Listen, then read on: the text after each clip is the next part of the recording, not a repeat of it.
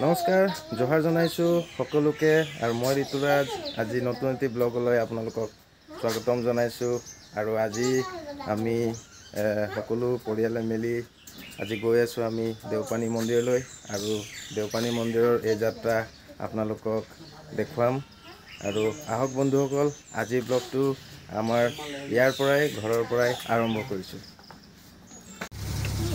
তো বৰ্তমান আমি ওলাই গৈছো সকলোৱে ৰেডি এইপিনে দাদা আছে আৰু আজি আপোনালোকক এজন বিশেষ ব্যক্তিক চিনাকি কৰাই দিম আৰু সেই বিশেষ ব্যক্তিজন এইপিনে আছে আমাৰ একচুৱেলি তাৰ নামটো হ'ল শিৱা নায়ক আৰু তেখেতসকলৰ এটা পেজ আছে ঘনশ্যাম চুন্দি বুলি তাতে তেখেতসকলে কমেডি ভিডিঅ' বনায় আৰু তাৰ নামটো হ'ল মানে এজ এ ৰোল মানে শিয়াল দেখাম বাৰু সিও আজি আমাৰ লগত গৈ আছে। তো বলক এই যাত্ৰা আজি ইয়াৰ পৰাই আমি আৰম্ভ কৰিছোঁ। ফাইনেলি আমি আহি পালোঁ দেওপানী মন্দিৰলৈ আৰু বৰ্তমান আমি এতিয়া দেওপানী মন্দিৰৰ গেট এণ্ট্ৰি হৈছোঁ আৰু ইয়াৰ পৰা প্ৰায় 400-500 মিটাৰমান দূৰত্বত আছে। ৰাস্তাৰ পৰা সোমাই যাব লাগে 400-500 মিটাৰ, তাকে আমি গৈ আছোঁ আৰু বেছি দূৰ নাই, পামেই আৰু মন্দিৰ ভাগ। তাত গৈ মেলি আপোনালোকক দেখাইছোঁ তাৰ পৰিৱেশ। বৰ্তমান আমি আহি পালোঁ দেওপানী মন্দিৰলৈ আৰু আহি দেখিলোঁ যে ইয়াত পাৰ্কিঙৰ সুবিধা আছে আৰু মই ভাবিলোঁ যে পাৰ্কিঙত থ'লে চাগে পইচা দিব লাগিব নেকি। তো তাত গৈ মেলি বাইদেউজনীক সুধিলোঁ যে বাইদেউ পাৰ্কিং কৰিলে ইয়াত পইচা দিব লাগিব নেকি। তো বাইদেউজনীয়ে ক'লে যে পইচা নালাগে।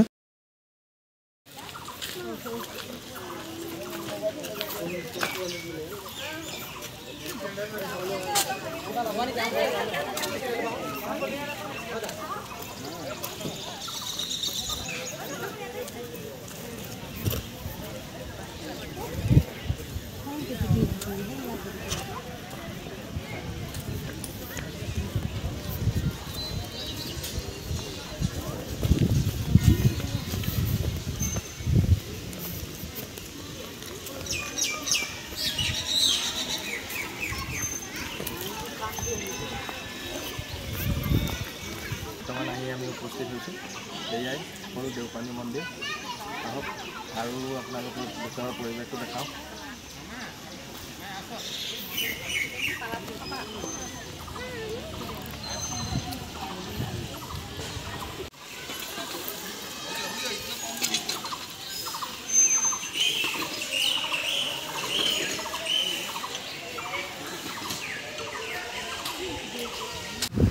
আজি ৰাতিপুৱা বতৰটো ভালেই কৰিছিলে, তাৰপিছত ইমানেই গৰম লাগিছে, বতৰটো ডাৱৰীয়া কৰিছে যদিও গৰমটো খুব বেছি।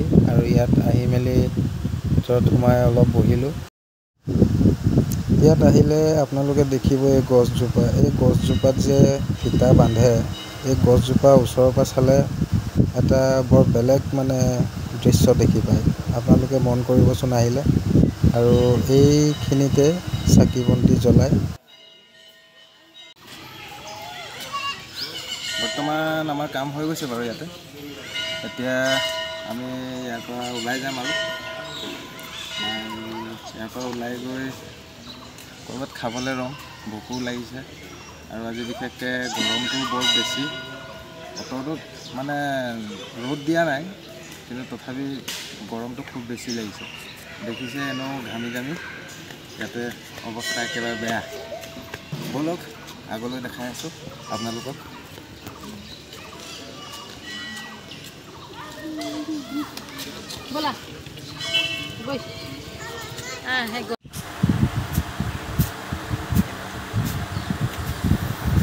আৰু বন্ধুসকল এই বস্তুটো কি বস্তু আপোনালোকে চিনি পাইছেনে? এইটো এটা কাছ আৰু ইয়াত আহি এই দেওপানী মন্দিৰত পিছপিনে এটা পুখুৰী আছে। এই পুখুৰীত বহুত ডাঙৰ ডাঙৰ কাছ আছে।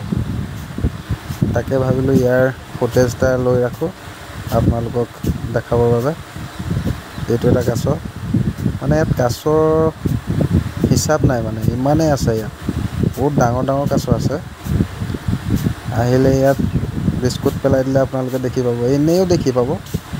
কাছবিলাকে মানে ইয়াত অভ্যাস হৈ গৈছে, মানুহ আহিলে কাছবিলাকে পানীৰ পৰা বাহিৰলৈ ওলাই আহে, মাথাটো ওলাই দিয়ে, তাৰ পৰা ওলাই আহিব নোৱাৰে, মাথাটোহে ওলাই দিয়ে।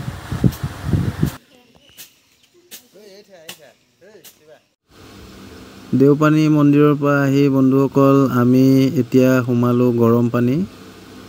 আৰু ইয়াতে এইটো কমন জেগা, যিসকল ব্যক্তিয়ে দেওপানী মন্দিৰলৈ যায় উভতি আহোঁতে এই জেগাডোখৰলৈ আহেই আৰু ইয়াত সোমাই যায়, কাৰণ ইয়াৰো এটা পৰিৱেশ, বৰ ধুনীয়া পৰিৱেশ।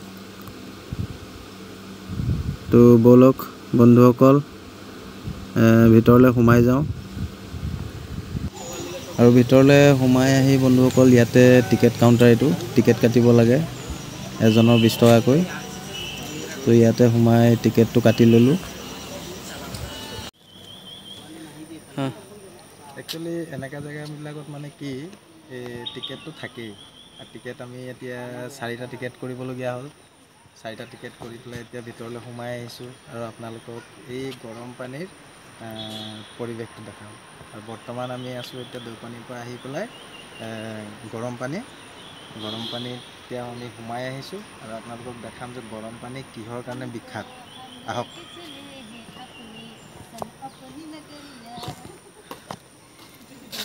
ইয়াত বৰ ধুনীয়া হেৰি এটা আছে, এইটো কিবা লগ' এটা লগাই দিছে গৰম পানী বুলি, আৰু দেখিবলৈ বৰ ধুনীয়া লাগিছে।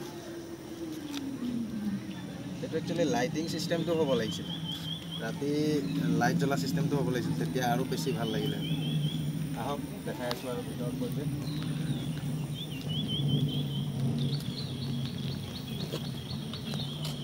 আৰু এই যে আপোনালোকে যে দলংখিনি যে দেখিছে, এই দলংটো বহুত পুৰণা দলং হয়, ব্ৰিটিছ যুগৰ দলং হয়।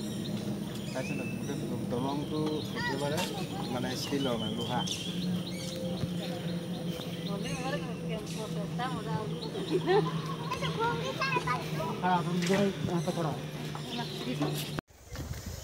আহক আপোনালোকক দেখাওঁ আজি মই যে এই গৰম পানী আহিছোঁ। গৰম পানী একচুৱেলি কিহৰ কাৰণে বিখ্যাত মই দেখাই আছোঁ। গৰম পানী একচুৱেলি বিখ্যাত এই পানীটোৰ কাৰণে। এই পানীটো আপোনালোকে চুই চাব, ঠাণ্ডা দিনতো মানে এই পানীটো যে এনি টাইম 24 ঘণ্টা গৰম হৈ পেলাই থাকে। ইয়াত কিবা এটা ৰহস্য আছে তলত, সেইটো কাৰণে মানে এই পানীটো গৰম হৈ থাকে। আৰু 2 নম্বৰ আপোনালোকক দেখাই আছোঁ কিহৰ কাৰণে বিখ্যাত।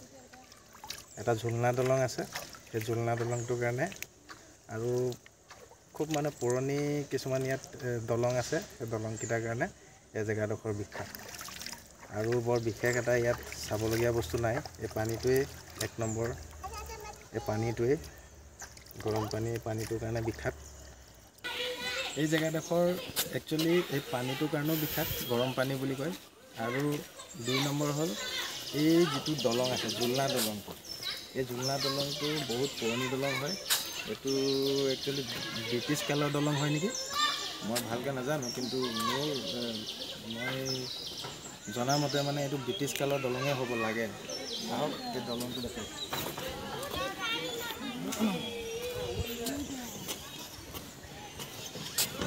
বন্ধুসকল আজিৰ ব্লগটো চাই আপোনালোকক কেনেকৈ লাগিলে জনাব কমেণ্টত। আৰু বিশেষকৈ আজি বহুত গৰম, গতিকে চাই নিজৰ অৱস্থাটো একেবাৰে বেয়া হৈ গৈছে ঘামি জামি। তো যদি আজি ব্লগটো চাই আপোনালোকক ভাল লাগিলে তেতিয়াহ'লে লাইক এটা কৰিব, কমেণ্ট এটা কৰি দিব, আৰু যদি বেছি ভাল লাগিলে তেতিয়াহ'লে ব্লগটো মোৰ শ্বেয়াৰ কৰি দিব। তো আজিলৈ ইমানেই আছিল, ধন্যবাদ।